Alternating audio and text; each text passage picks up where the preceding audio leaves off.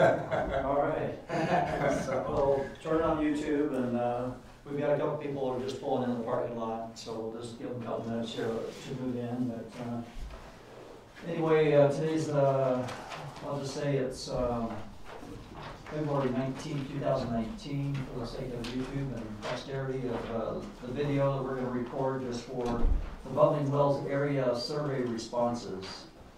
And we still have some people walking in, so we'll, not start immediately. So, but YouTube is rolling, so. Hi, I'm Marty. Good. I'm at work. I'll meet you somewhere. I can't remember. Thanks for being here. Oh, you did? Hey, Frank. So, I'd like to,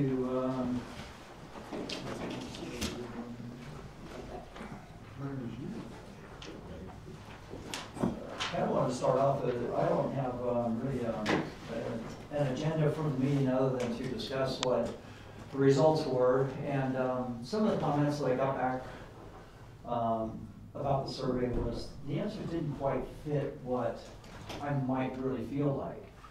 And I could write a big check out of town account and have it professionally worded, and maybe we'd have better results and better questions and better answers. But we did the best we could. I wanted to open the dialogue, though.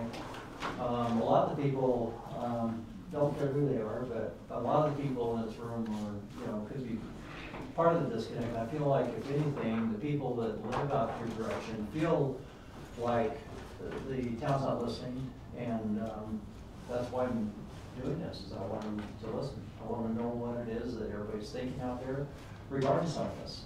So basically, the survey, for those that might be watching YouTube instead, we're happy to mail this out or email it, whatever you'd like to have. And this gives you results. There's only 9 respondents to the survey, and we had a couple of, I'll call them write-ins, where people are basically just, didn't like the wording, didn't like the way they could answer, and so they just wrote a written explanation of how they feel about some things. And the number one thing that I want to have happen here today is hear how you guys feel about different issues, because that's what's important to me. I had someone tell me not long ago that as mayor, I get to decide on if this place is going to look like Hilldale or it's going to look like Sedona. And I thought about that. And it was the next day I realized it's like,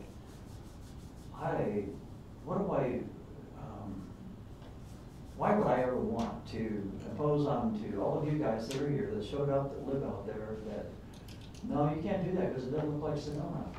Why in the world would I ever want to do that? And I just think that you guys own the property, you guys live out there. I just think it should be more weighted toward what you guys feel and how you want to live and what you want it to look like. Do you like dirt road? Keep them that way. I just think that's how it should be. And if it's, trying to create something that is someone else's vision for the whole community and imposed on you guys, I just don't feel good about that. And anyway, that's kind of how I feel. I like to remind everybody all the time, I'm mayor, I'm not God, and I don't get to decide what everybody gets to think and act and do and things like that. I would like to keep the mayor hat on long enough to know, you guys know that I'm here to listen to you guys and respond as best I can. So my goal in doing this survey is there probably is an ordinance or two out there that is bothering some people, and I can't tweak that ordinance if I don't know which one it is. And so if there's any one thing that you could say that I can do better as your mayor, that's what I want to hear tonight. Because this is about listening to you guys more than preaching to you. And so, given that, if what not your person, you're on YouTube, and you want to have a dialogue at any future time, I just want you to know my door's open, my phone's always on, and I always answer. Unless it's telemarketer. Anyway, Shall we, just start off and go over this, and then yeah, I'm okay to discuss any one of these in any detail? Any subject you guys wanna bring up that's not on here, I just want to know what's on the table, and I'm willing to listen and hear. Does that sound fair? So first one, I bought in this area for rural atmosphere. We have 8 people strongly agree, 1 mostly agree. No one disagrees with that, and what that tells me is when I look at the bubbling wells in that particular area out there, Sunshine Acres, I drive out there, the roads are a mess. You know, you're going up and down these washes and things like that, and people buy out there because they love the ruralness of it. I gotta take that as saying that didn't deter anybody from buying out there, so there gotta be some level of, I'm okay with the way it is. But we went on to some more questions to try to, you know, clarify that. Anybody have any comments on that? Yes? I mean, I bought out there because it was rural, and knowing that the shape of the roads that we're in, kind of with the intention that after I get built and everything, that as I have money, I can try to better at least my portion of the road where it like runs in front of my house. So, I mean, but we're still kind of young and we don't have like the most money right now. And in fact, our budget's been blown out of the water since we can't put a manufacturer there anymore. So I mean, which is fine, we're adjusting, but I definitely know I can't, and I got grandfathered in on the road thing, but that, you know, just knowing kind of like what my mindset was when I built, that over time I would put money aside and maybe encourage some of the neighbors to help put money aside to make improvements as necessary. And, Okay. you know. And give me your name. I'm sorry, I'm Renika Perry. Renika Mhm. Perry, okay. And I'll what, let you what in. property are you on? I'm out in Sunshine Acres. It's been so long since I've looked at we've been I can explain if you want. I'm behind the Alchemas, right? Yes. Yes. She's across the street where we exit Bubbling Well. She turns, we go straight across her property. And then there's the houses down there, and then you take a right, and she's in a vacant lot, piece of land, 4 acres down there on the left side of that road. You did a survey a couple years ago, right? A year ago. Yeah. Yes, sir. Hi, Matt. Nice to see you. Yes.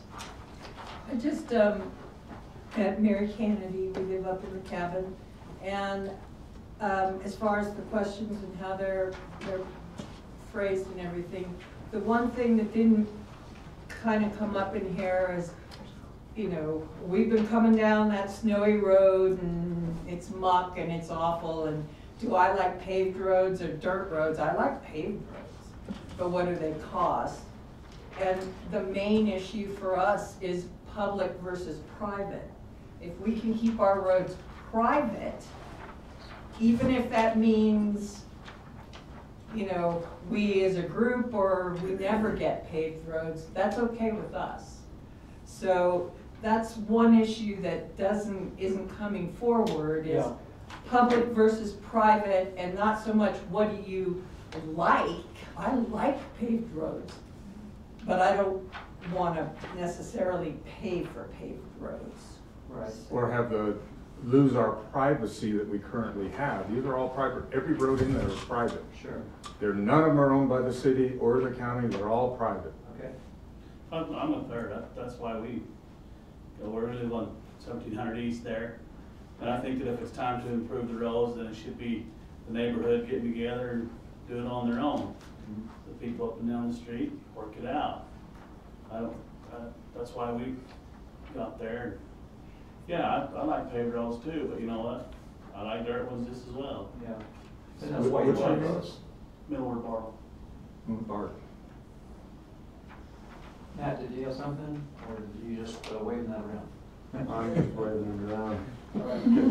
All right. I appreciate your comments. To address what you were saying is, part of my focus on trying to ask some of the questions I did is to find out if there's interest in having paved roads.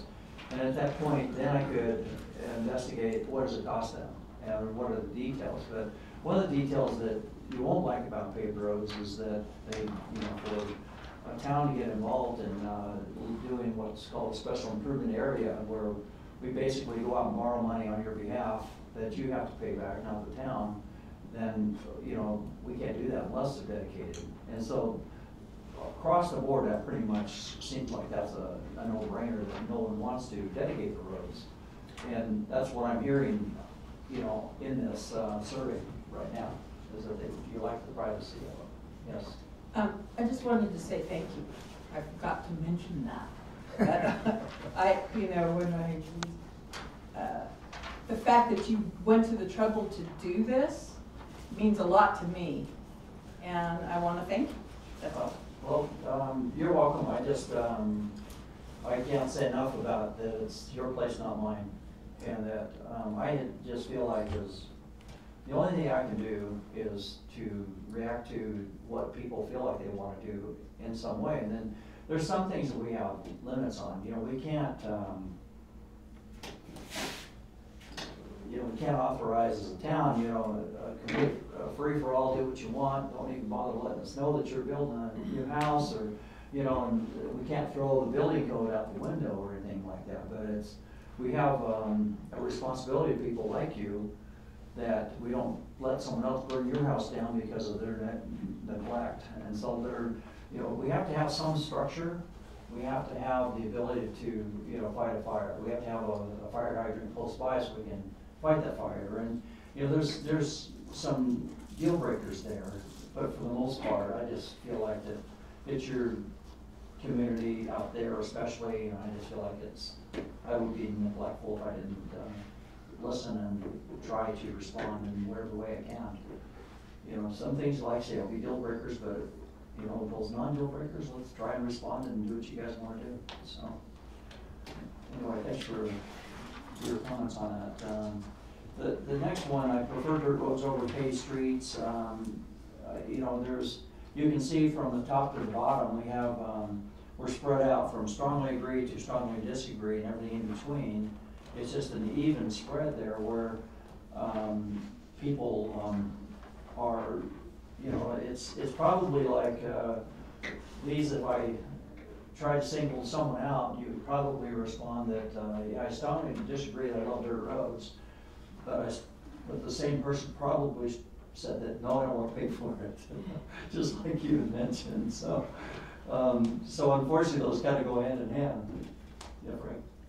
I've been out there I own my property for over 15 years. And I don't think there's any one of you that was here when I bought my property. And there was just Matt, Matt was here. And we just dealt with it, but there wasn't hardly any traffic. There was just us. And the guy on top of the mountain that, whatever his name is.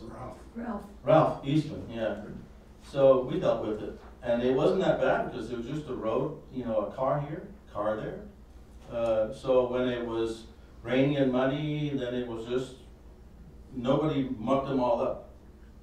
But all of a sudden now, then there's more traffic, 4, 5, 6, 7 times the traffic. So the issue isn't us that are just sitting here so much. The issue is, the bigger picture that I see is, what in the heck do we do when Bruce says, hey, I got some family and I want to do 5 more lots on his property. It's going to be hard pressed to do it, but but it's the same thing with everybody else.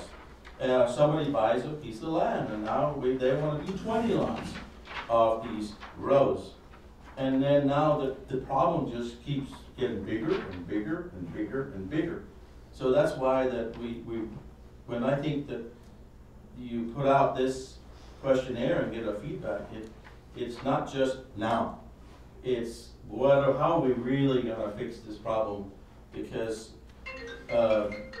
it's not gonna work in the long run. Mm-hmm. Dirt roads, the way we have them, doesn't meet fire code, and it's, if you're driving in a big truck sometimes, fire truck, you're not getting out there. You're not coming out to my house or Bruce's house or anyone else because it is so bad.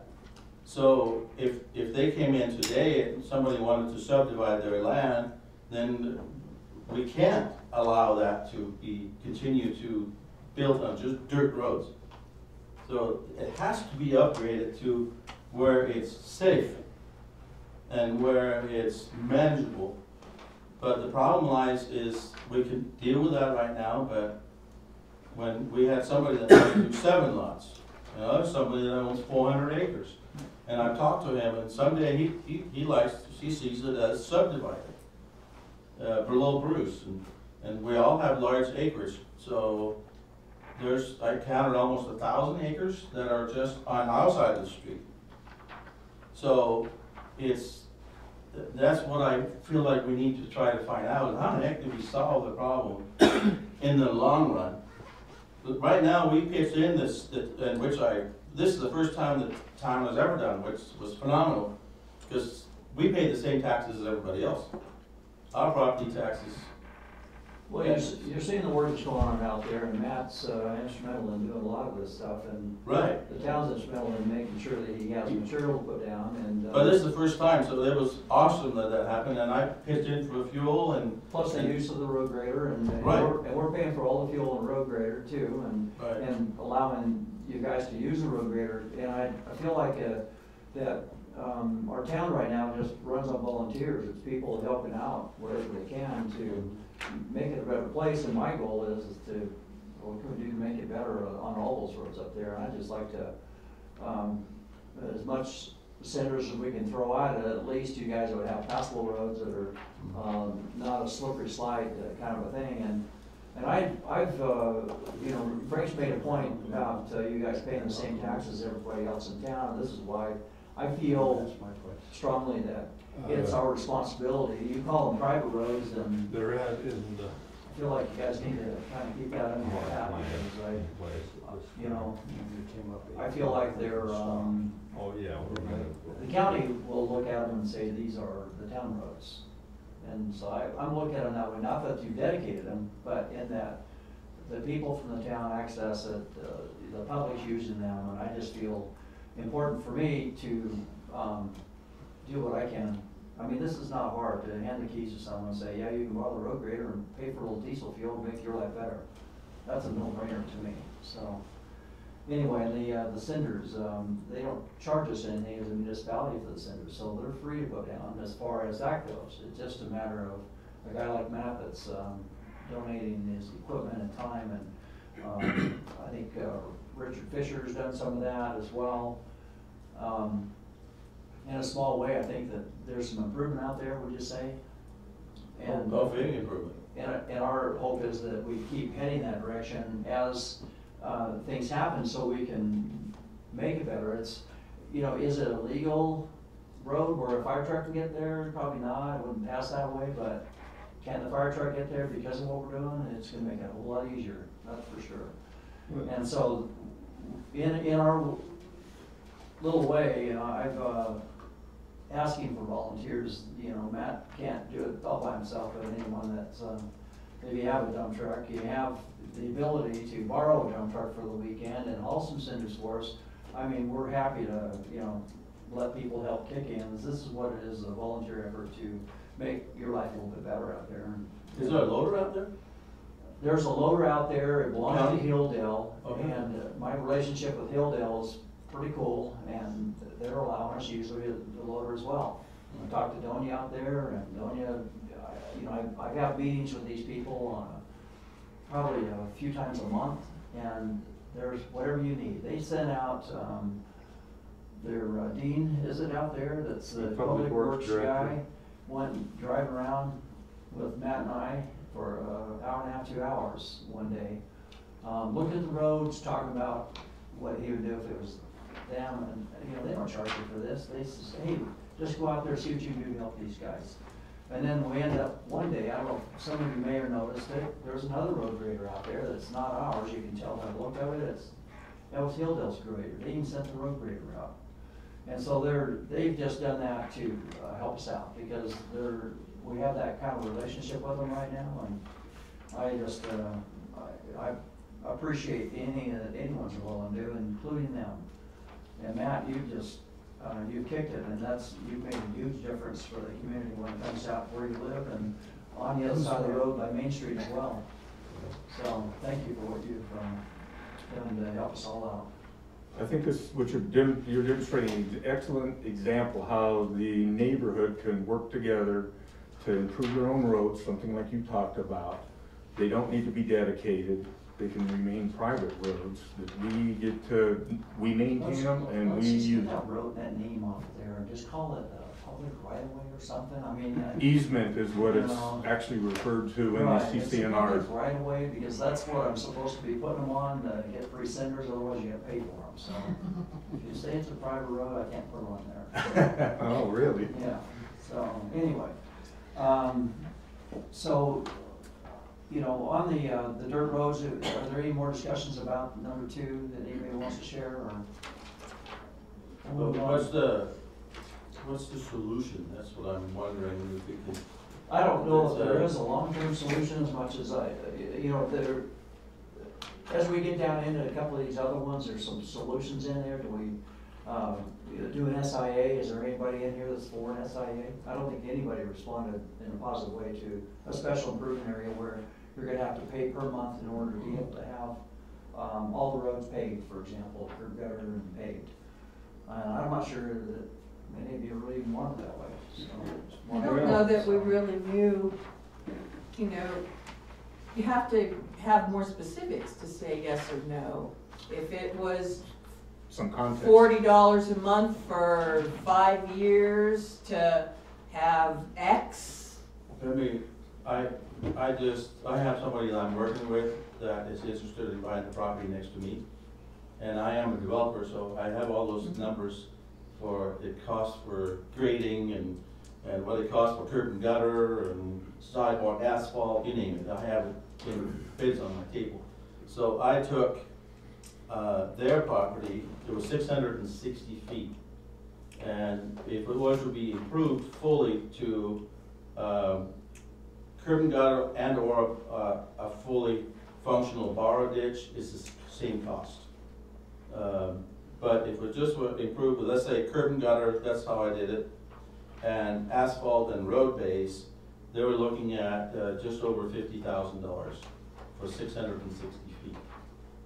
So it's not small money, and 650? 660 feet, Right. For how much money? 50,000. 50,000. 50,000. And now that would be, if we're done the way the mayor talking about on the special assessment area, then the town will borrow the money and it's paid back over 10 years. So I took that over 10 years, and every year you have to pay 10% of the principal down, and you have to pay the interest current every year. So that amounted to $600 and some a month for 660 feet.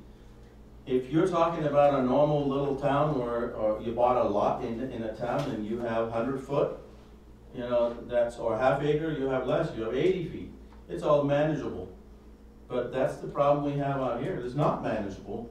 When you got 1,330 feet of Yeah, property, you have 200 acres and, you know, Yeah, now you wanna build a house on it. you got tons of frontage on these roads, then it's not, the number simply doesn't work.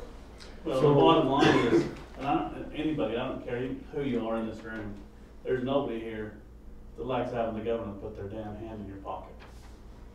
You know, Well, you wanna be able to spend, in this case, your money the way you want to. Right. in your pocket. You know. It wouldn't be. so if the city comes in and does it, and then they just send you a bill. No, yeah, we're never gonna do that You know, first it's off. like, Let me tell you what it takes to do that, just so you have an understanding and a comfort level that'll never happen, whether or not I'm mayor.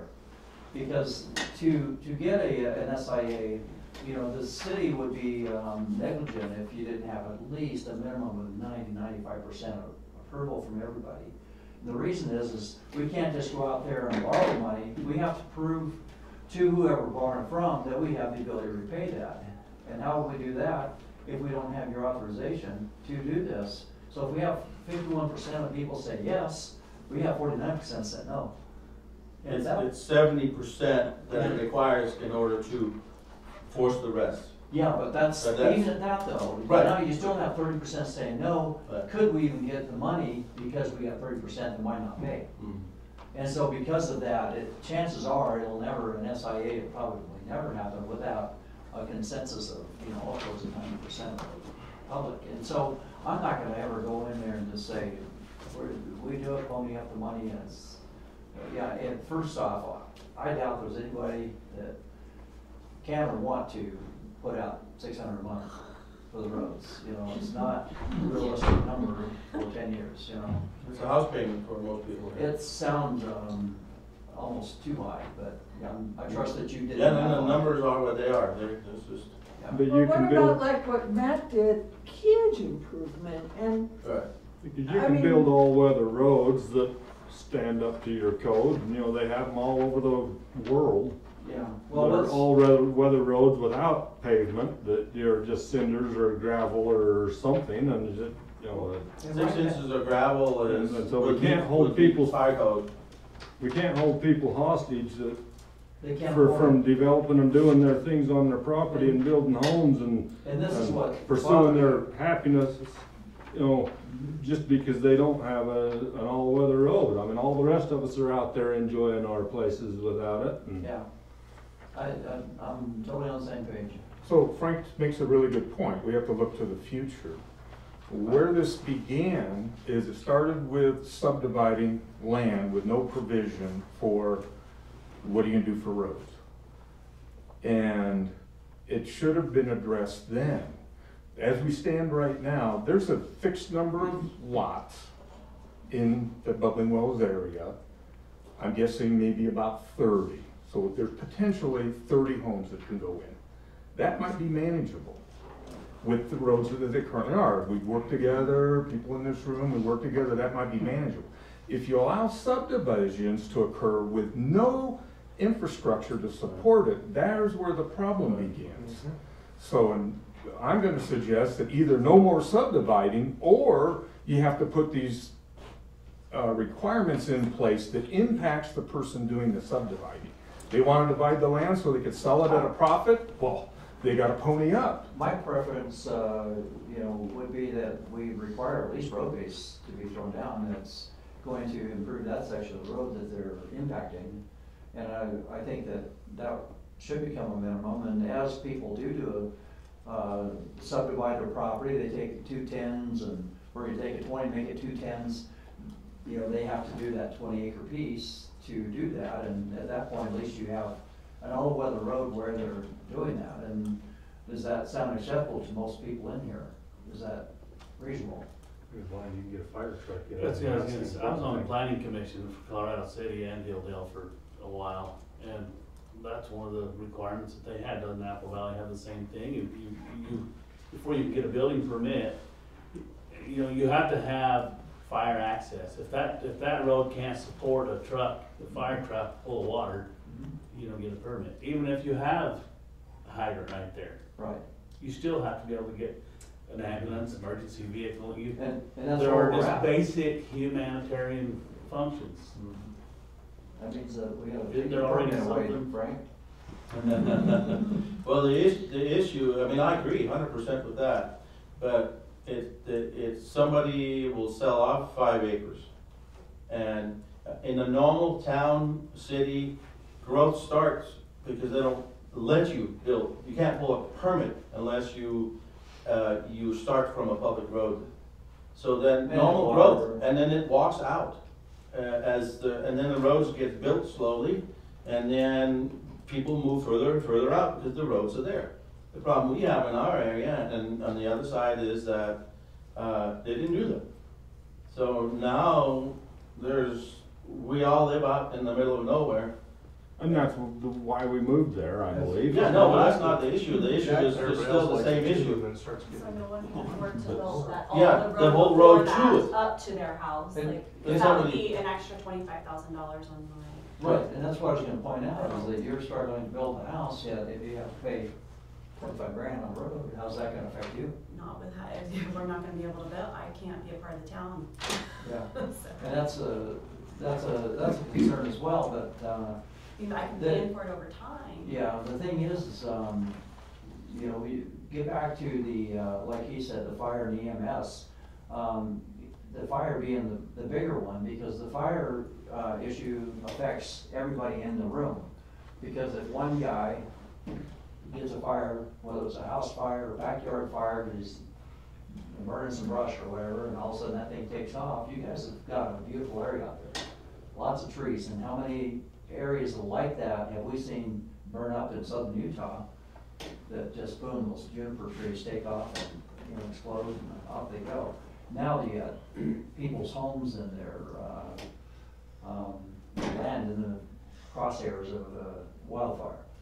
And so we gotta look at that possibility when you get out, you know, further, and depends on which way that wind's blowing, you know, who's downwind from you could be the guy that's paying the price for us not requiring, you know, be able to get, fire access, so that's kind of a big deal as a municipality, what we gotta look at.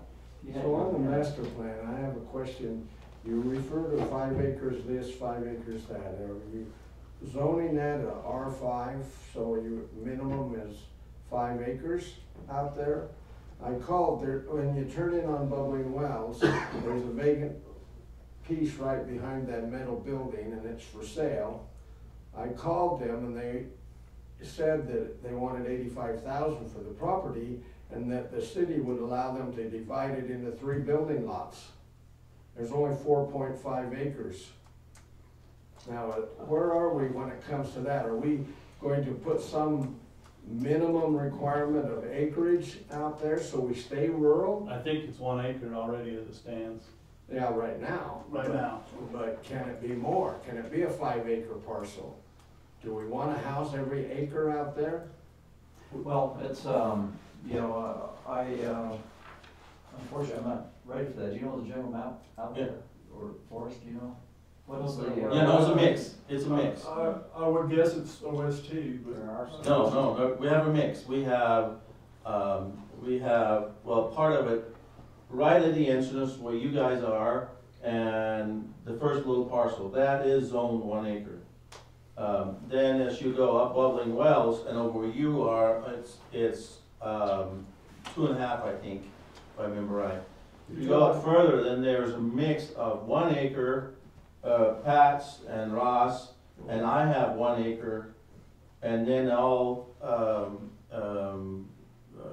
Rick Crawford's is all, half of his is 10 acres, and one of mine are 10 acres.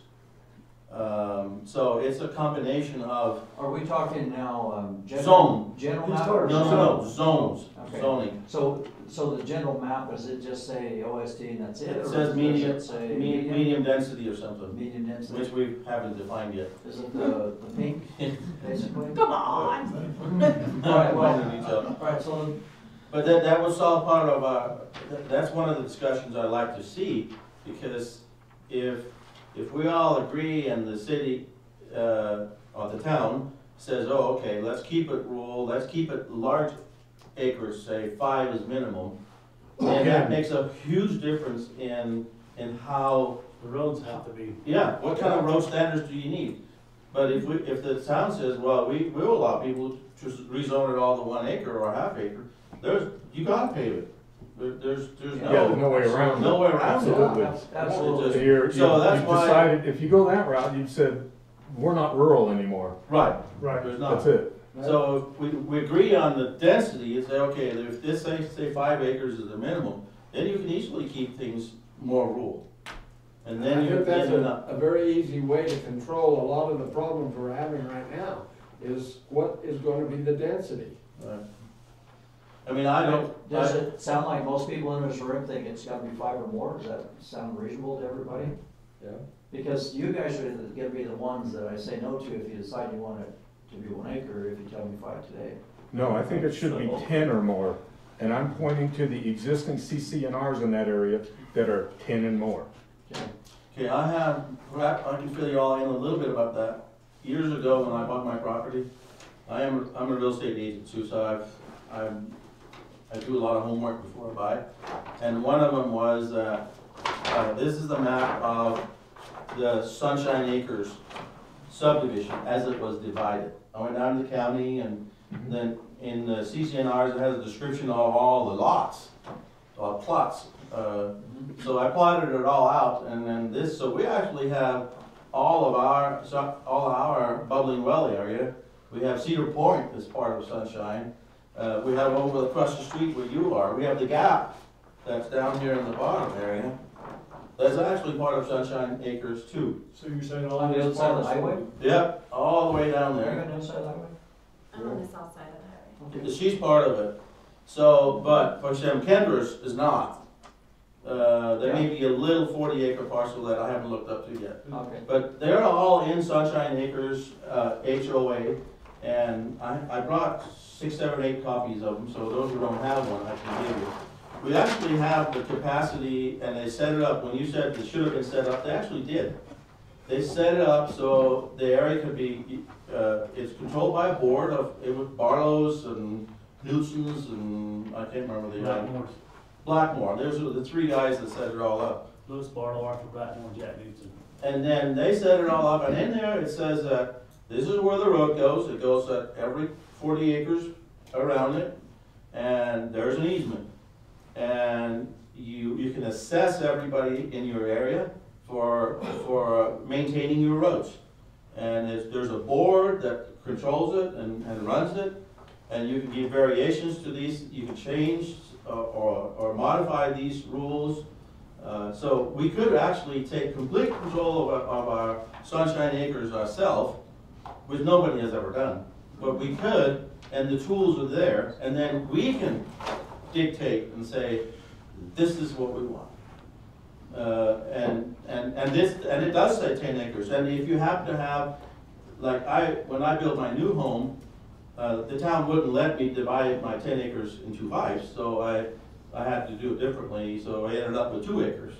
But all mine is zoned 1 acre, but I wouldn't have any problem dividing mine into 2 5s and get rid of all the 1s out there so we're consistent with that it's 5 acres minimum. And then we just go in and modify the CCNRs and change it from 10 to 5, if that's what we want to do. When I bought my 8 acres there, when I came in the city getting permits and all that, I had the CCNRs and all that. It was something that all those kind of just went away when the city incorporated and became a city from the county, because the CCNRs were all under county legislation and county, and the city said, so now we're city, so. It doesn't work that way. So That didn't negate the CCNRs though, they're still enforceable. Covenants follows the property. Yeah, But- CC orders don't play. If we had a rule in the covenants here that said, we can do this, but the town code say no, then we can't do it. Town code rules. But we overrule if we put this association together. But it also has special provisions for smaller acreage for properties that are along the highway, that abuts the property like yours do.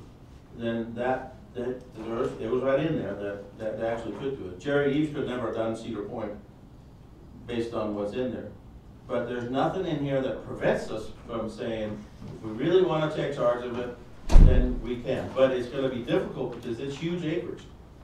And it's, but the board itself is, we call a meeting, and the majority of the people that shows up to the meeting controls what happened.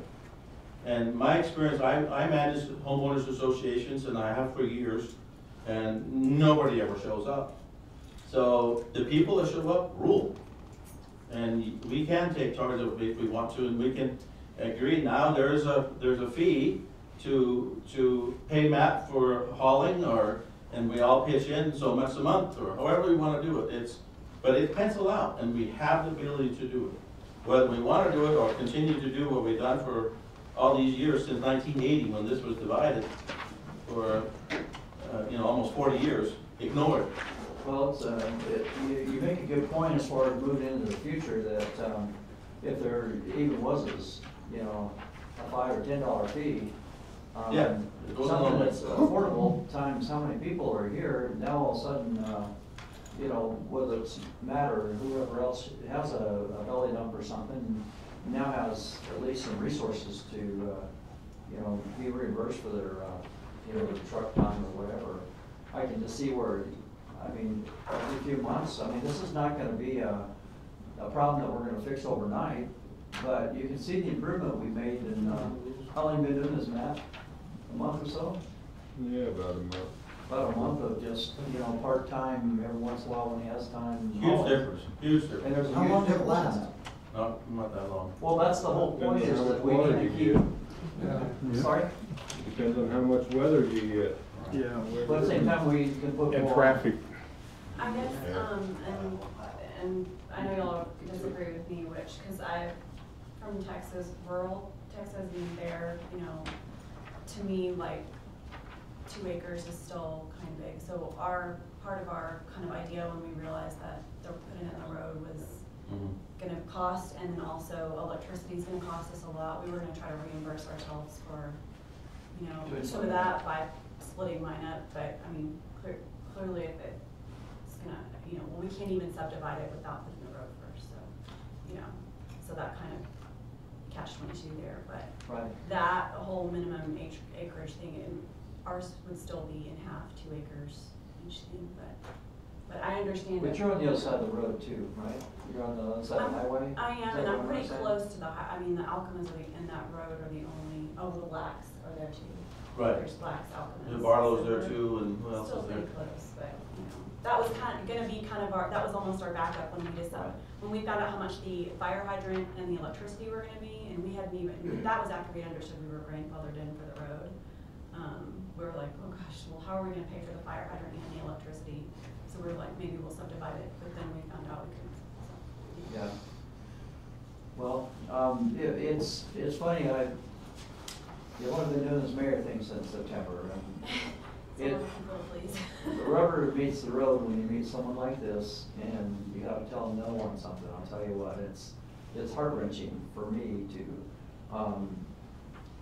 expound out some of the rules that we've had to deal with on some of this, and some of them, like I say, a fire hydrant and things like that, maybe, we've got to hold tight on some of this, but it's, I'm just saying, it gets real personal when you see someone that,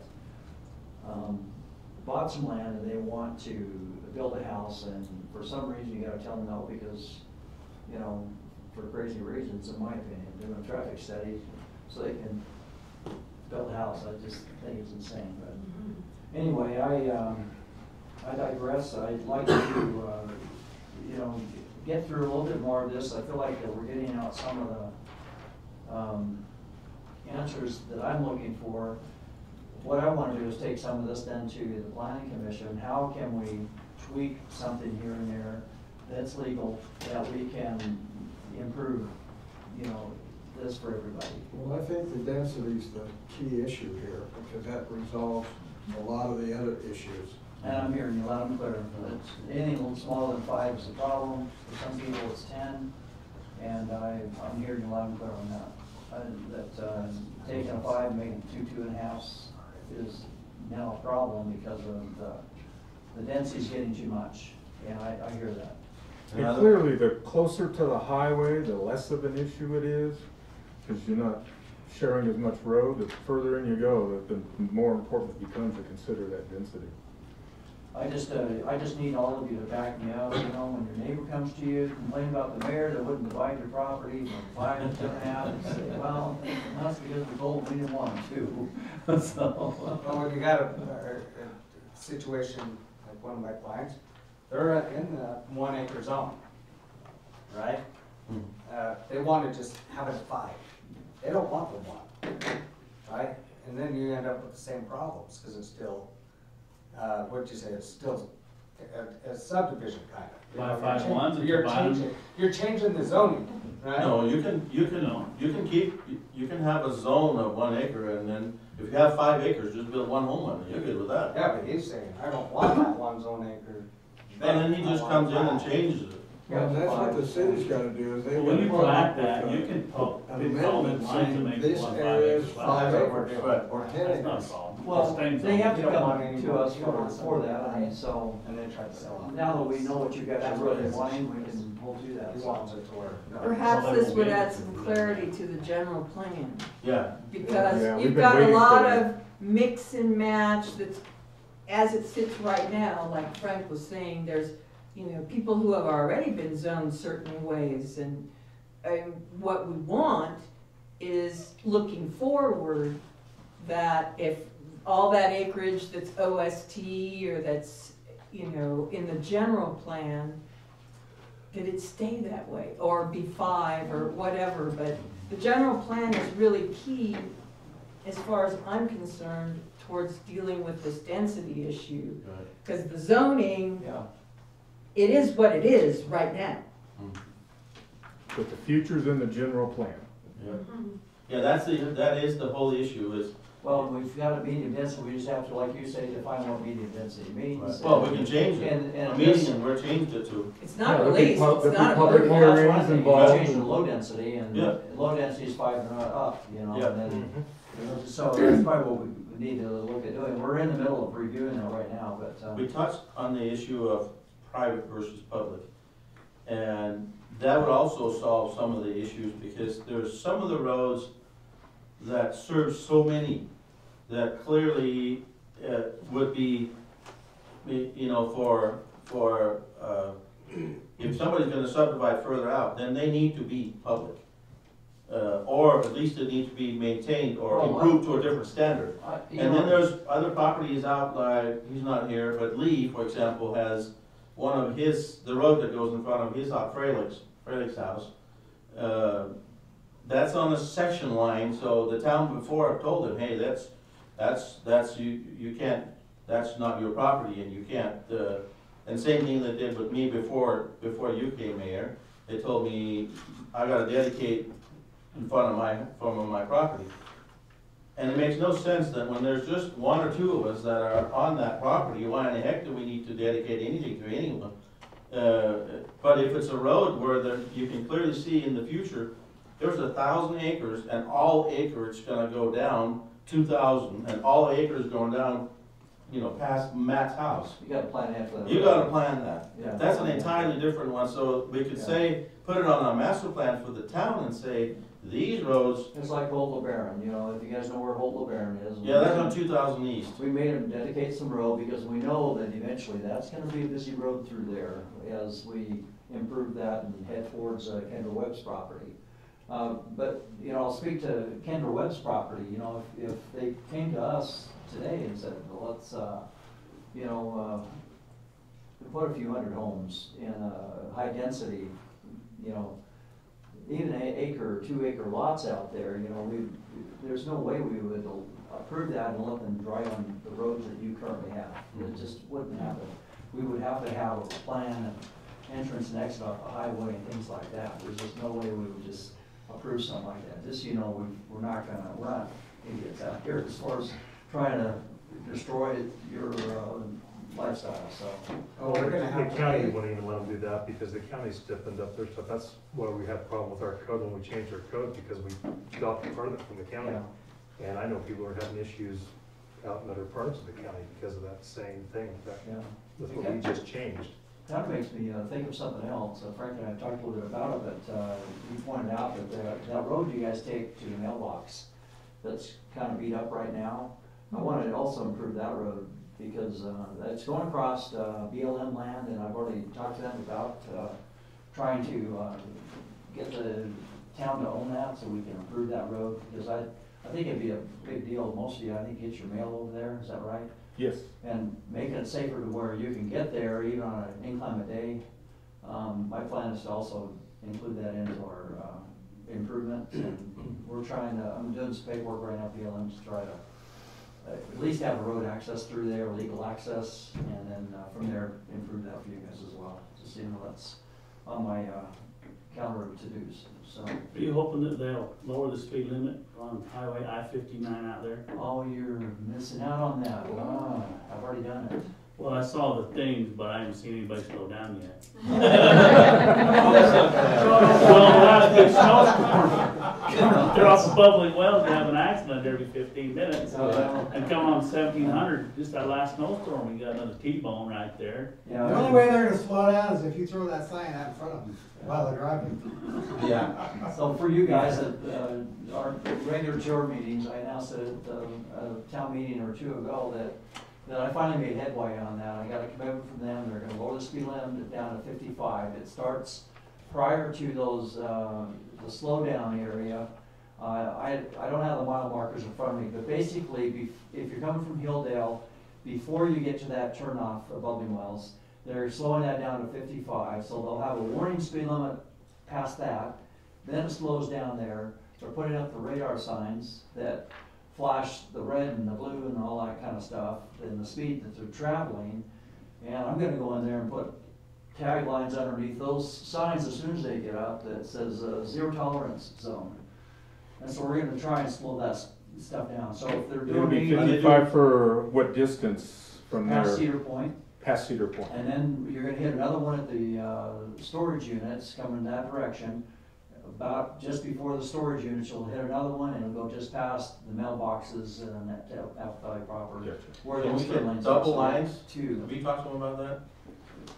That's the Double big lines. thing. That's the big thing, because they're coming off a Passing, yeah. double line, and then all of a sudden they see, oh, I can pass, and yet that's where we're turning. Bubbling Wells and 1700 East, it's all dotted and they, Yeah. 100 miles an hour to pass it. And when you slow down to That's turn the in, killer. they think that, oh, great, now I can pass. Then they pass with a truck, a trailer at 100 miles an hour, and I'm trying to turn left. So it's really scary. Will that Yeah. speed reduction go all the way down to Canaan?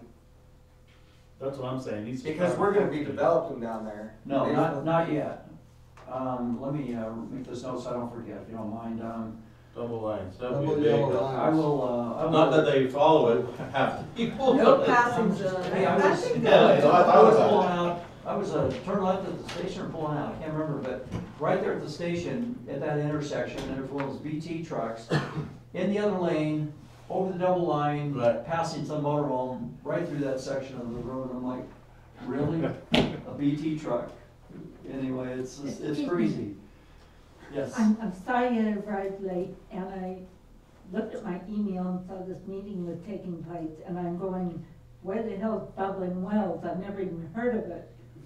So could Where do you live somebody at? explain Where do you- that to me? I Just- live over on that side, I've lived there for 14 years. Where at? Yeah. If I live you, on McIntosh on the other side of the highway, right over there. Oh, okay. And so where is this? Past Cedar Point, just Past past Cedar- Cedar Point. past Cedar Point towards Hilldale. How far is Apple Valley go now, clear to Hilldale? Yes. Almost, Yeah, yes, just about. almost. Almost. So anyway, these are just Well, specific how questions is this directed going to them. affect people over here? I mean, It's what- not, this was, Well, yeah, it does. And, Okay. I mean, eventually, whatever you guys do is gonna affect all of us. yeah, But this meeting was specifically for that area where we live out there. Bubbling talking Wells. about their lot splits. And there's other meetings. And so these are the questions that For we're our trying area, to right. find out. You'll get questions. So Yeah. does someone like me get to answer Well, these questions? what we'll do is, there's some specific questions that we might ask you over there that have nothing to do with these guys. But It's not that it doesn't matter, because you're welcome in the meeting anyway, but it's us trying to concentrate on questions that their community deals with every day. Right, You don't even know where it's at, and that's why we wouldn't ask you to answer their questionnaire. So I'm sorry, thank But you. anyway, but you're welcome to here anyway, that's what it's We're about. getting way too big. So anyway, You have no idea. All right, anyway, so that's, having the slowdown with the flashing radar signs, zero tolerance zones, gives the, step in the right UHP, direction. it gives the UHP a place to have, a speed trap, and if I can take these guys from 80 miles an hour down to 60, that would be awesome, At least where you're turning now. it's Still, not- we gotta have double yellow lines. Yeah, you need to. I agree with you. That's gonna be the biggest thing. I'll work on that for you guys, I'll see what I can do. These guys were, I think Frank said that in 10 years he knows of, that the mayor's been trying to get the speed limit lowered, and I said something right at the right time, and we're getting it. My understanding is the reason they put those radar signs out there is because they're, gonna be changing the speed limits. And, so I was like, I just happened to call them, because I just bug them every once in a while, hey, what about that speed limit change, how's that going? And I got that one phone call finally that just said, today's the day. So anyway, they're ordering signs and it's supposed to be happening. I don't, you know, I'll keep bugging them, but, that's my understanding is they're, gonna be doing that, so.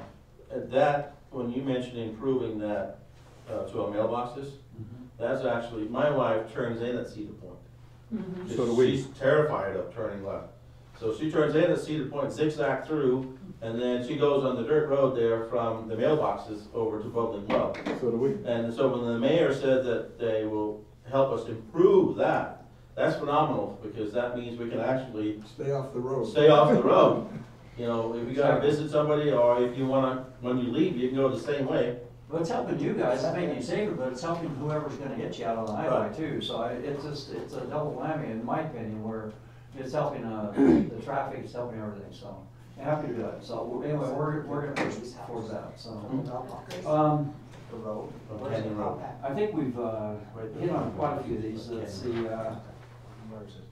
most of these in some way we've, hit on. Is there anything that's sticking out to anybody that you feel like that I was gonna bring this up or haven't touched on it yet? Anybody in here?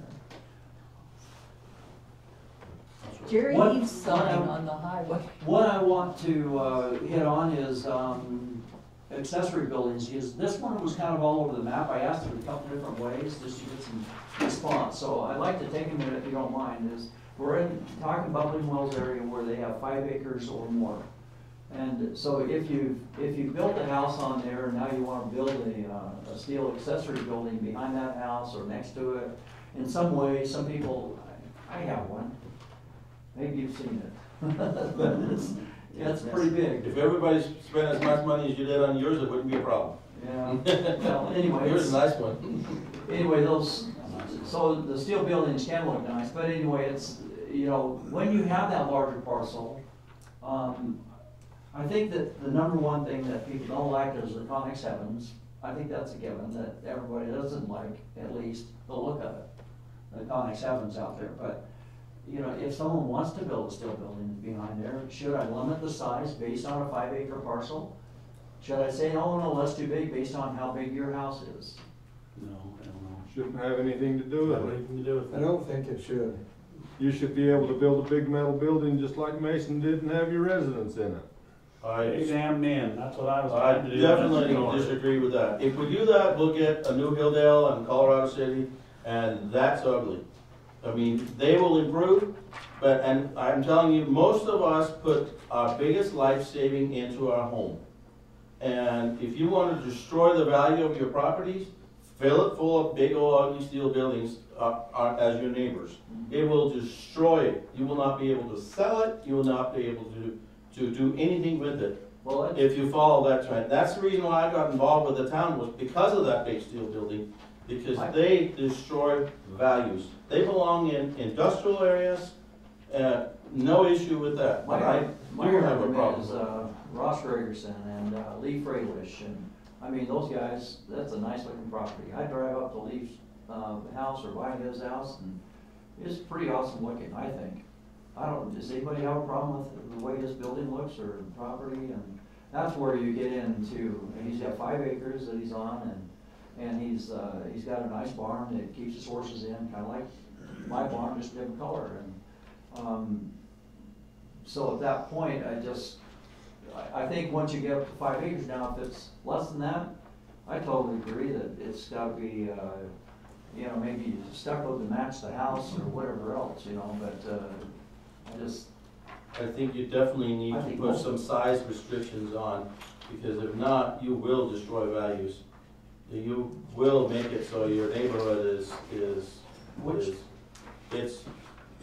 I mean, it depends on what it is. In the CCNRs here, it has, for example, 25 feet is the maximum. Of height. Height, yeah. Oh, And definitely you should. can have some sizes on it too that. It definitely should have a 25-foot maximum. I agree. I totally Yeah, I agree mean, with that. the one that got built out there, behind Matt is 35 feet tall and 60 by 120. That's not a home. That's an industrial building that belongs in an industrial location. And that's where I, as you can tell, get heated about it, because I don't want somebody to come in that moves in and destroys you know, my values, Pat's values, anybody else's values, this is our life savings. Just because the town will let them build this giant steel building. And then I'm landlocked, I can't sell, I can't move, I can't do anything because of. And you're holding back, okay? So, What Just in case anybody was down how I Anybody have feel. a similar view or opposing view you wanna share? Go I- ahead, Bruce. you want I to go have to first? agree, I think 5 acres, you should have some type of limit. If you have 10 acres, then that limit would increase somewhat, but I think height is the most important. I don't think square footage is as important as height. Yeah. We don't wanna see it. So 25 foot is what we have right now on the books. And that, you know, if you know where my barn is, that's Yeah. 25 feet high. So that's a pretty big barn and you can do But that, a you know, lot. out in our country, where we are, that's gonna stand out like a sore thumb. Even 25 feet is gonna stand out. But I think you don't really need to limit the square footage per se, but the height, you know, even a So you think it should 20 be foot. lower than that? Even 20 foot would be better than 25, because our cedar trees and the beauty that we're buying is about 15 feet, 20 feet tall, and so we'll hide most of it. So square footage wise, let them build what they need, but limit the height. I think there should be, the size is too, I mean, when you look at Freilich's horse barn, you know, that's not an issue, it's proportional to everything else. And it's proportional, it's smaller than his house, and it fits in, it's a rural area, I don't have any issue with it. That's why we have different zones, we have residential estates, that's where we have out there, versus just residential zoning.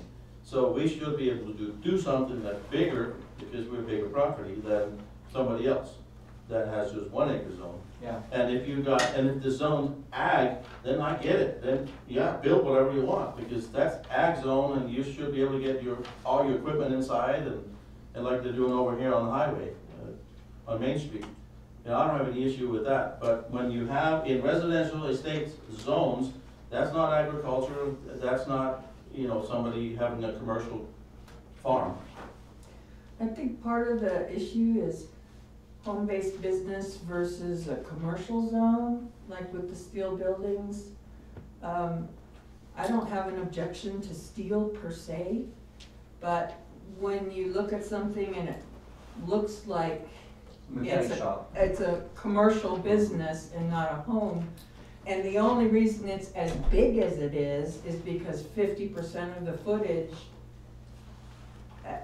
you know, if it's residential, it should be residential, and at least from the old zoning regulations that I saw, a home-based business was defined very strictly as a small percentage of the home, not half the home or 3/4 of the home. And so some enforcement of what's the design and what's the living space.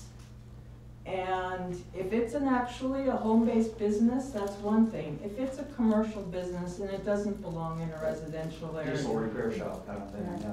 Well, whatever, Yeah. you My know, thing it's is- either home-based, small, one room in the home where you're selling your insurance or whatever. What if it has nothing to do with business and it's your hobby? And you like Mhm. rebuilding classic cars, We're and not and you toys. want a 10,000-foot garage and a 1,000-foot house, I because have- it's just you and your wife. Well, that's two buildings then, and that's, Well, the thing is, Well, it I doesn't have to be, it I can have- be in one building. I agree. well, I have no that's sympathy for valid. any of it, I can tell you right now, because the reason why my big building, all of you've probably seen it, there by the highway there, the big white, the green trim, off the Bubbling Wells. I only built that because the damn city made me do it. I do heating and air conditioning for a living. My shop, my heating and air, all you guys can build, you put your little wood shop in your garage, you know, build your custom cabinets or whatever, and that's fine. My sheet metal shop is the same way. I can fit every bit of my equipment in in my garage. But no, the city says, no, you can't do that. I bought 5 acres, I was gonna build me a little house, my tissue teal building out back on my 5 acres, got my big orchard. American dream. This city said, so you know what? I built the damn building. And I bought 3 more acres up the 1700 East, built my house over there. Then the city says, well, you can't build by the highway, you can't do this, you can't do this. Like Matt was saying, you get so damn loaded down with all the rules and regulations, so you're like, what do? Your hands are tied. So I went through the process, zone it to commercial so I could do my hobby, my little air conditioning business. I mean, come on. I agree with Frank and whatever. I don't think they need to be 30, 100 feet high in the air. I love the scenery. I think they should be short. Yeah. But there's so many regulations that, I mean, I buy a piece of property and I can do nothing. You know, it's like, what are you talking about? I come into the city when I bought the property, due diligence, and they say, yeah, that's going to be a general plan, that's commercial property, but Frank remembers all that. And so I go to start putting my building permit, get it all together, and all of a sudden I come up against the wall.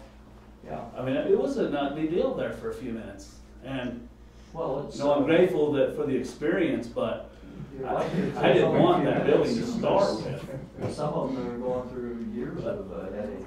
Yeah. Well, I'm just saying that, you know, I'm right on 1700 East. I just barely built. Right on the corner house. of where we turn. That's the big building, yeah. Behind that is the home. That's where we live. Right on Bubbling Well, on the corner there. You're right on the highway in Bubbling Well, I had Well. to put it, I had to put it clear to the back of the property. The green because fence. Yeah. The city said, well, you got the different types of commercial and you got industrial, and I'm like, this is not industrial, people. This is I mean, my garage. No, you. So you know, I'm sorry. This is simply just ain't there when it comes to, because I could not do what everybody here is talking about. I would love to have just built me a little 2-3 bedroom house and a little tin building out back on a little 1-2 acres, 5 acre, whatever. I was 5 acres to start with, and yeah, that would have been a beauty. Yeah. That's what zoning is all about. Zoning is what protects. If you said that somebody can't come in and say, I want to build a 100-unit apartment complex next to us. That's what zoning is all about. So we have these buffers. So typically, in most areas, next to the highways, commercial, one type or another. Industrial, somewhere else where there's nowhere homes anywhere near is typically how it works. And then you have your higher density next behind the commercial will be apartments. Like where I build our homes out by Sky Mountain Golf Course, and we have the hotels that are just being built. That's right there. And so that's commercial, and then we have townhomes right behind it, higher density, 8 per acre. Right there, and then behind that again we have homes, and that's the same thing. And then you go higher density, like here. That's what protects your values. So you end up with commercial, higher density, lower density, even lower density, and that way, if somebody wants to do something that may not be as sightly, it may not be appreciated in a residential estate neighborhood, then they go somewhere else where it's not an issue. And that's what the town's main responsibility is to, and that's what the mayor really is fishing for here is, what are we looking for our zone? What's the density? And prevent the experience that you had from happening again. You need to be able to go into it up front and know, this is the general plan, this is how we can expect things to yeah, well, the grow. general plan didn't match what No, Yeah. Right, exactly. And that's what's been a Exactly. problem is the general plan has been meaningless for so long, Right. and it still is. It just doesn't matter. Yeah, but it's, even we could spend $100,000 doing our general plan, it's still not gonna be necessarily what a property owner thinks would work. And then as a planning commission, they could look at it and say, it kind of makes sense there. We could change the zone for that because the convenience store on that corner of the highway is probably just fine, you know, but the general plan might say that it's, you know, low density because it's by Main Street and SR 59. Does Apple Valley have a, Yes, commercial, what do they call are you it? talking about? Industrial lots No, area somewhere? no, not industrial. A place where, like in Hurricane, you know, we head out toward the other side, they got a.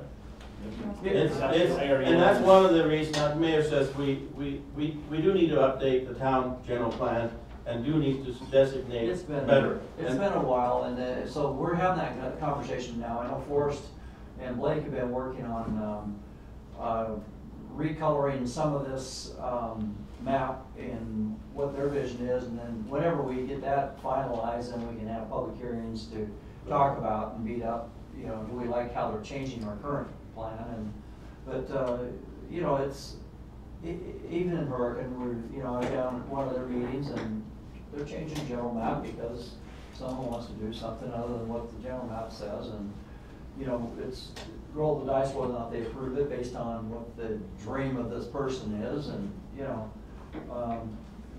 but at the core of it, you know, you also have besides the general map, you also have someone that has property rights out there, and you know, I believe in someone, if they own that property, they have a right to probably do something with it.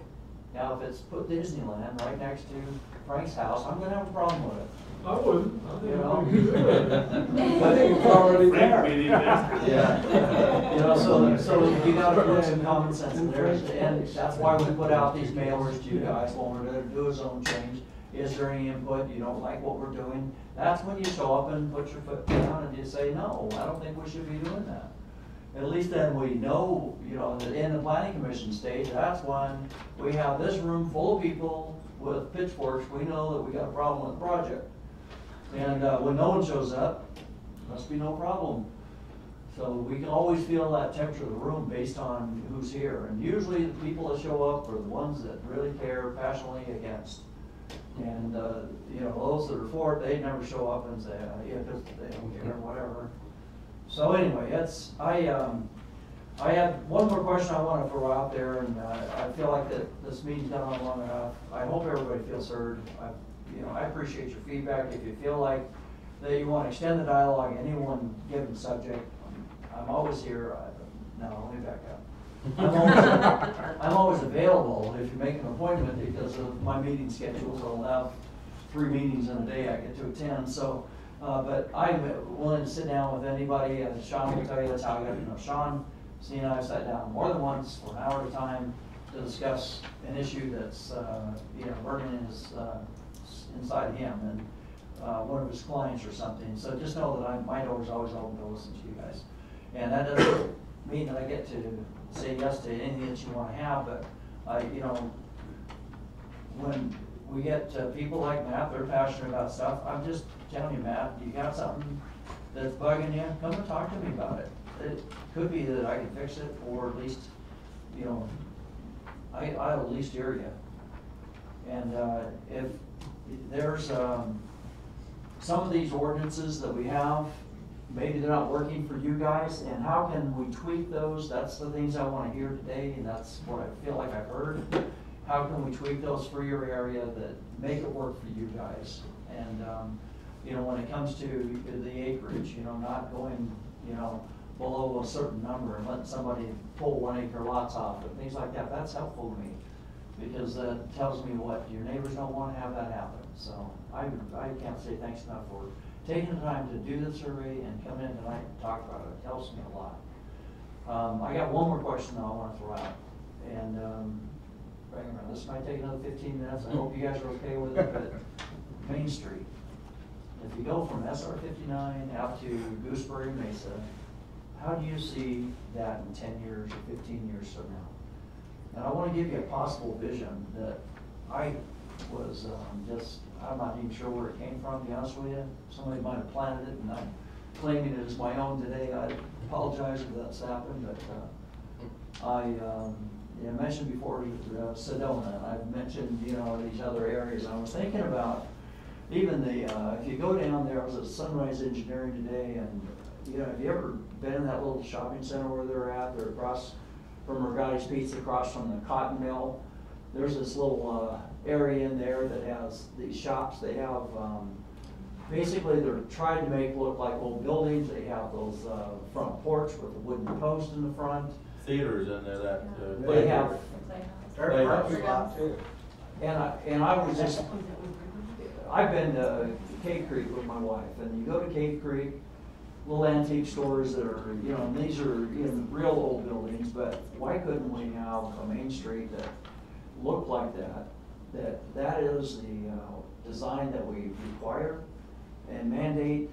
No, there's never gonna be a Walmart back there. There's never gonna be a you know, dollar store back there.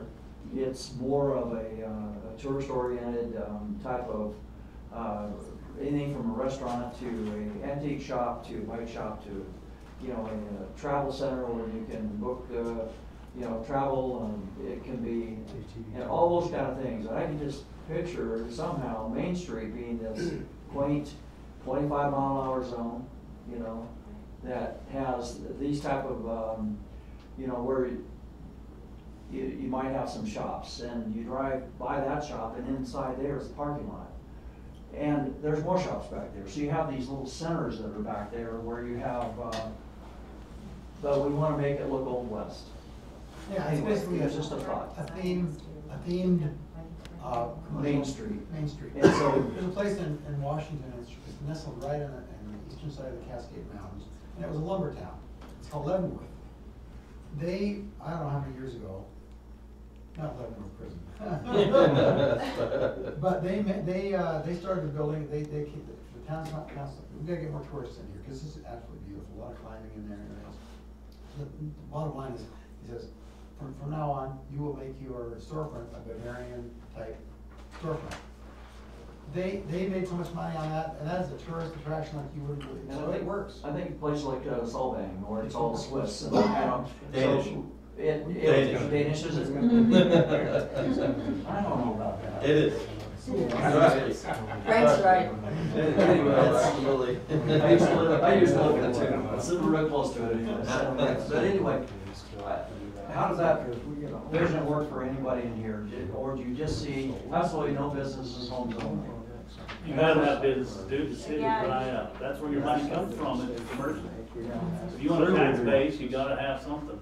Well, that's why I'm thinking Main Street is a place that you do it, but you know, we gotta have, I just picture this, you know how those old buildings look like, they have this flat board type of facade on the front, and the sign is hand painted on, and you might let them put some low-level LEDs that light, shine up at that sign, but that's it. No lighted signs, no backlit signs, no, you know, maybe it's the carved type of laser sign that's in wood post out on the road even, you know, but we can come up with sign ordinances and that's just, along with the buildings and the, and all of this. I just thought it'd be fantastic looking and be a draw for the community.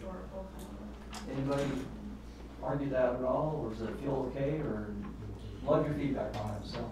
I would love to see that happen. I kind of question who's coming there, you know? Like,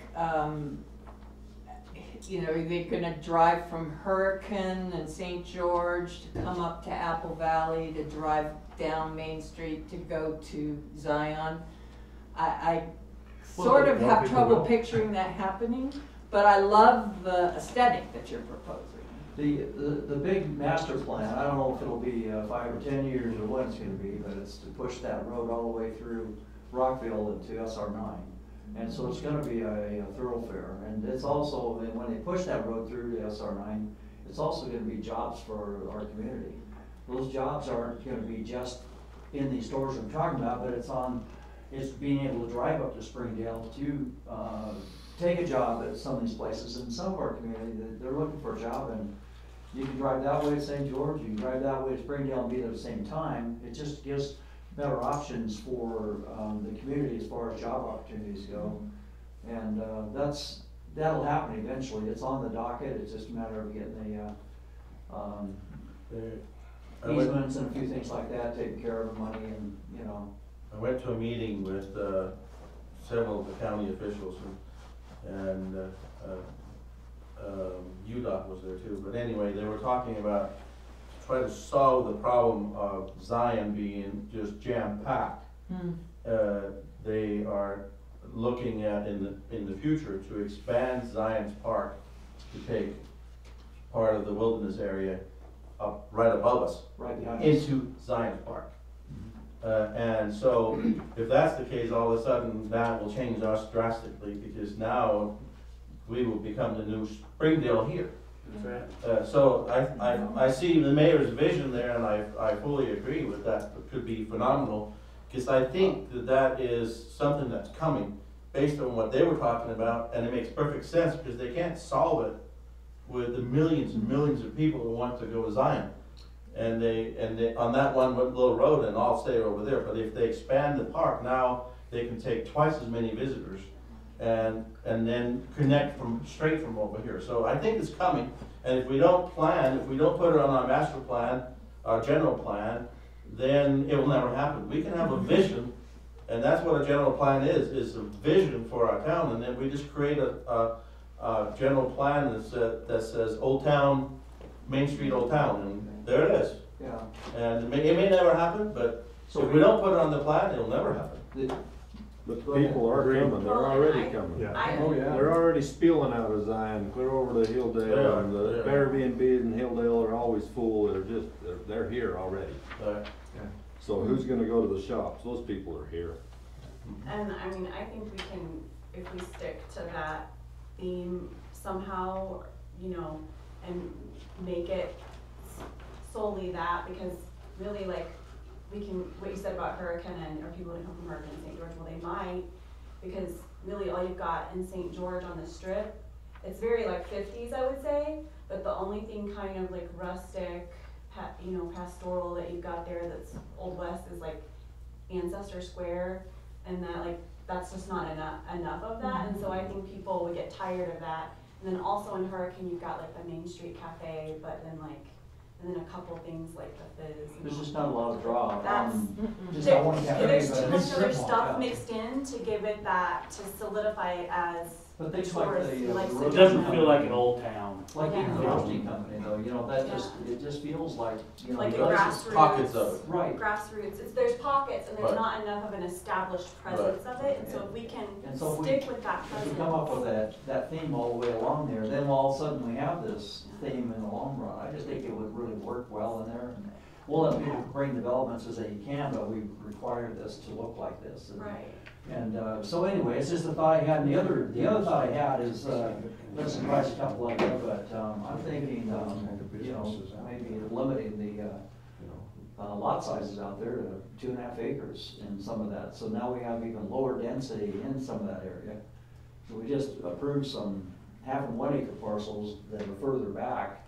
But I'm just thinking that, you know, for the housing, because you'd have on Main Street, you have commercial, and then back behind that, you know, you're gonna have some residential stuff. The stuff would be right behind my house.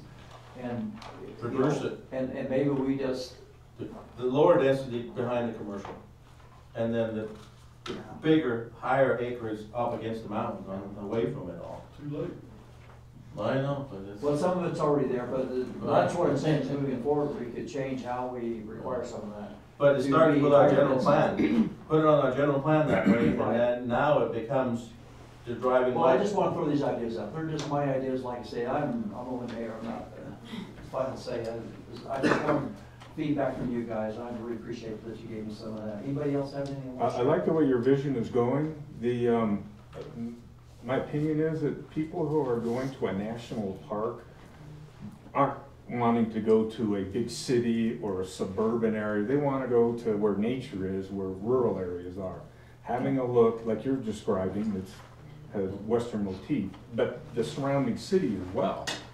If it's a bunch of apartment buildings and high density, it's not going to have the feel that you're looking for that connects you to Zion. Which takes us back to where we started.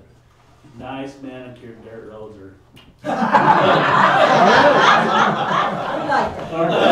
Genuine Apple Valley dust on my What you say is exactly right. We have to think about, do we want to be another hurricane? Is that what we have here for? No, You no, know, that's- do we that's what want we're to be a trying gateway to Zion Park? Do we care, really? I mean, I moved out here to get away from all that. Yeah, but change is coming, And whether you you, guys are all whether talking you like about it or that. not, change is coming. It's going to come, it's going It to come, is. well, it's not going to come if that's not what we want. Oh, no, it will come anyway. That's- If we stand our ground. The No, rancher it'll come wants to anyway. sell his land, and when the ranchers start selling out their land and their kids don't want it or whatever, this is what you get. You get developments, you get people It's gonna moving here. It's gonna happen, you're close enough. If you wanna, You keep there's, saying it's going to happen, why? There's Why, a- I mean, what if we don't wanna, what if we say no? Because I vote no. you can't tell You somebody can't that stop. can't. And a whole lot of us say that you guys are gonna do it because when this earth anyway. was created, this little You know, part of heaven. There's a beautiful was made little right spot here. up Everybody near wants to be. Mokeem, This whole thing's Utah, called already Hamlin Valley. gotten It's to wide where- open space. Yeah, well, Yeah. here's the answer to that is when, you have someone that has, you know, millions of dollars tied up in a piece of ground, you can't just say no. And let me explain how that works. Springdale did this one time. They said, we don't want Subway, we don't want, you know, that kind of a chain restaurant, we want mom and pop shops. And they've always had that, as you know. And you had someone out there, they wanted to put a Subway in. That's exactly right. It's And true. so, would you agree that they shouldn't put Subway in? But you're gonna start taking the old Rockville Highway down to Grafton and. If it's inconsistent with your vision for this western motif Yeah. that has a rural old look to it. Follow my thinking though. And so Springdale turns them down, turns them down, turns them down. And they take them to court And they win. and they win and Yeah, if you it keep cost thinking- Rockville $2 million. So they basically paid for this guy's Subway in the process as well because of the way they handled it. So we don't always get to say no if it makes sense based on property rights, property owner's rights. We can't always say no. We can deflect as far as what we want it to be and where we want it to be, but we can't always just, no, you can't do that. We can do what your suggestion though. That Subway must have That a, Subway must still have can this be. advertised of a. Yeah. Like Park City, See, that was the have problem they sidewalk. did. They just said no franchise, period, end of story. Right. But if we do this different, we just do like what you're suggesting. We say, sure, franchise, come on, but this is what it's gonna look like. But Park on City the has outside. that, they're saying your Then- signs have to look like this. Right, They that- can't that's have the legal. standard Subway sign. And you can get But away they with can that. still have a Subway sign. And I they see can that all the put, they can time. put, like you say, they can put those wooden signs right by the road to advertise where they are, and they can have that non-direct light shining just on the sign, so you and I, or whoever Right. lives on Mount Zion, It doesn't barely light it up. wouldn't see it.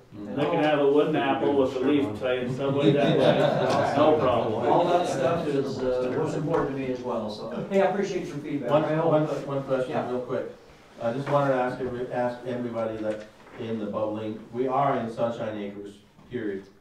And, but if we wanna leave it like it is, or is there anybody that wants to look at the CCNRs and try to, cause it's much easier for each individual area to make sure that things don't happen in your area that destroy your value than it is for the town. The Let me- town is, Let me clarify, Much so more what limited. you're asking them is, do you wanna be part of the association, have a meeting once a month or every quarter? every year or whatever, but where we Is that what take you're care of asking? some, so if, we have the choice of saying town, you know, yeah, dictate how our road's gonna be maintained or not, and how this is gonna be. Or we have the choice of saying, no, we wanna do it on our own. And it's actually, it is in existence. The only question is, do we wanna grab it Effort. and put some effort into it to change it, so we have more control over what happens in our neighborhood than just what the town council can provide. And like we're saying, we wanna keep it private, but it's not realistic to keep it private if we don't find some way to, that I don't have to be the only one that drives my tractor. I've done for 5, 6, 7 years in grading roads. And Matt, now delivering, Matt's not the only guy that does, but he gets paid for it. So it's more manageable. But if everybody wanna leave status quo, you know, I'm okay with it, but if everybody thinks that we should You could have a lot better roads if y'all chipped in. Yeah, if we all just Basically, if you're saying, yeah. control our own destiny instead of just leaning on the town. Even if I Well, were. if we don't, but the density problem is It's the town. town. Right, but No, also not CCNRs. necessarily. Well, CCNRs. you can't throw it on the owners, But- they should have a total agreement. They have to be in through the alignment. association. But the, one can override the other, but not the other way around. But I'll say this, if we don't take control of our own fate, someone else will take control of it for us. And here's the deal, this is Marty's whole thing, okay? The reason we're having this meeting is that so we can get guidance from the people who live there to make the rules that they want there. So, and the people that are gonna be leading this whole thing, if you decide to go that way, are the people that show up to this meeting. Not too many more than that, because you had the interest to come here. There's not gonna be a lot of more involvement Right. from that, Always that way. and which is fine. That means you have a little bit more power to say what goes on out there. I think And some people, by the way, gave me feedback in writing that aren't here, and some said, I'm sorry I can't make the meeting. So there's more people out there that care. This will be on YouTube, and there'll be more people that'll watch YouTube as well that live out in your direction, that they care as well and wanna hear what's going on, so. I feel like it's a success because I got some feedback from you guys, and I just appreciate it that you reached out and were able to do this for us, so. Appreciate you showing up. Thank you for coming. Thank you. The answer is yes. Okay. Is everybody in favor of trying to get that? Matt, you're gonna, Look into it at least. I figured you would. Spare one? Yeah. I mean, this is what it's gonna be. Yeah.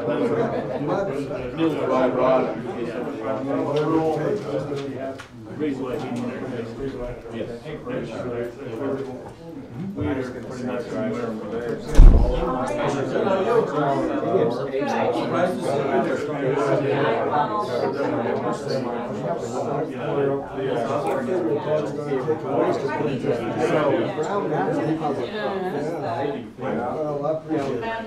The Founder's Day. Oh, south of the three,